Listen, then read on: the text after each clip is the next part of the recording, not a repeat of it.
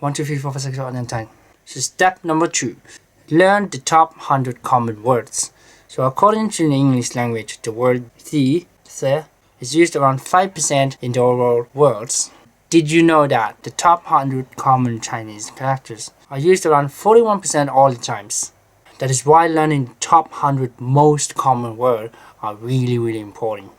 So step 3, to be able to understand which sentence structure this language is using, SVO or SOV. In case you don't know what SOV and SVO are. So SVO stands for subject, verbal, and object. In SVO you can say I love you. In SOV you would have said I, you, love, just to make it easy for everyone. So most of the languages use I, you, love structure. Hindi, Japanese, Korean, Turkish, and English, Mandarin, and Romance languages are using the I love you structure. So step 3 is translate everything you see. My learning method is to watch dramas with subtitles in the same language. It helps you to be more familiar with that language.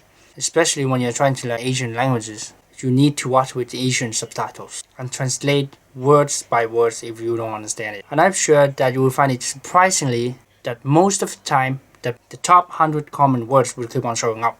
So the 5th step number 5. Use Memrise and Duolingo.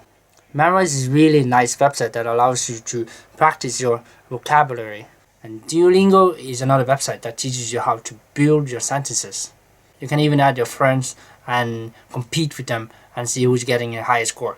So forget about the grammars, watching movies, forget about books, because you don't need that anymore. So thank you guys so much for watching.